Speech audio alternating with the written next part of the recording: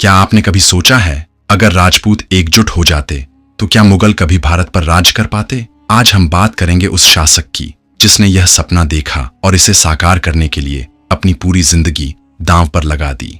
ये कहानी है राणा सांगा की, उस योद्धा की जिसकी 80 से ज्यादा हड्डियां युद्ध में टूटी, लेकिन उसका इरादा कभी नहीं टूटा। 12 अप्रैल 1482 मेवाड़ की धरती पर एक ऐसा बालक जन्मा जिसने आने वाले समय में पूरे राजपूताना को एकजुट कर दिया। क्या आप जानते हैं, बचपन में ही राणा सांगा ने तलवार उठाई थी और घुड़सवारी में अद्भुत कौशल दिखाया था। इतिहासकार मानते हैं कि वह बचपन से ही युद्धक खेलों में हिस्सा लेते थे, जैसे वे अपने भविष्य के लिए खुद को तैयार कर रहे हों। अगर आपको इतिहास की ऐसी प्रेरणादायक कहानियां सुनना अच्छा लगता है तो इस वीडियो को लाइक करें और चैनल को सब्सक्राइब करना मत भूलिए, ताकि हर बार जब हम ऐसी कहानियां लाएं आप सबसे पहले देख सकें।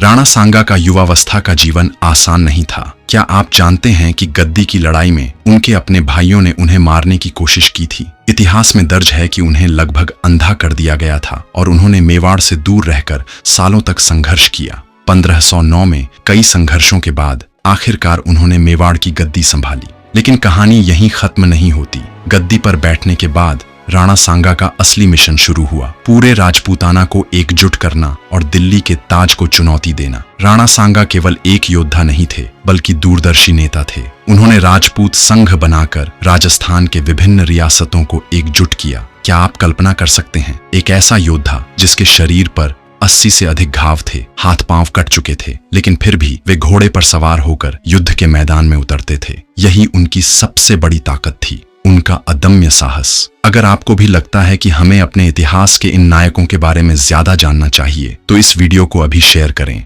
ताकि ये कहानी ज्यादा लोगों तक पहुंचे। राणा सांगा ने केवल मेवाड़ को नहीं संभाला, बल्कि मालवा और गुजरात तक अपने प्रभाव का विस्तार किया। महमूद खिलजी को हराकर उन्होंने मालवा पर विजय प्राप्त की, गुजरात के बहादुर शाह को भी हराया। यह वही समय था जब वे पूरे राजपूताना के निर्विवाद नेता बन गए। लेकिन असली चुनौती अब आने वाली थी। भारत में एक नई शक्ति का आगमन हो चुका था, बाबर। क्या राणा सांगा इस विदेशी आक्रमणकारी को रोक पाएंगे? आगे सुनिए। राणा सांगा का सपना था दिल्ली की गद्दी को राजपूत शक्ति से जीतना। उन्होंने बाबर को निमंत्रण दिया कि वह भारत आए और इब्राहिम लोदी को हराए। लेकिन पानीपत के युद्ध के बाद बाबर दिल्ली का बादशाह बन गया और अब राणा सांगा का सबसे बड़ा प्रतिद्वंद्वी। 17 मार्च 1527 खानवा का मैदान। राणा सांगा के नेतृत्व में 80,000 से अधिक सैनिक बाबर की सेना से भिड़े। शुरुआत में राजपूत सेना ने बाबर को पीछे धकेल दिया, लेकिन बाबर की तोपें और उसकी उन्नत रणनीति ने युद्ध का पासा पलट दिया। राणा सांगा गंभीर रूप से घायल हो गए, लेकिन उनके सैनिक उन्हें युद्ध भूमि से निकाल ले गए। क्या आप जानते हैं, हार के बाद भी राणा सांगा का इरादा नहीं टूटा था।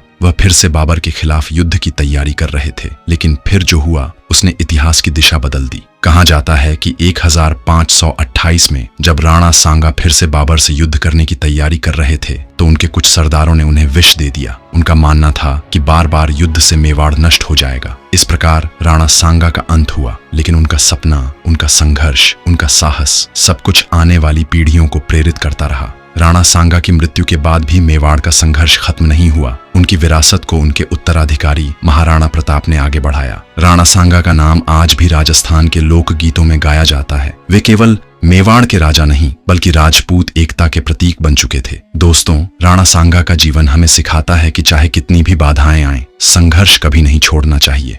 उनके शरीर पर 80 घाव थे, लेकिन आत्मा पर एक भी नहीं। अगर आप भी मानते हैं कि हमें अपने इतिहास के इन नायकों को याद रखना चाहिए तो इस वीडियो को लाइक करें, चैनल को सब्सक्राइब करें और कमेंट में लिखें जय मेवाड़, ताकि यह संदेश और ज्यादा लोगों तक पहुंचे।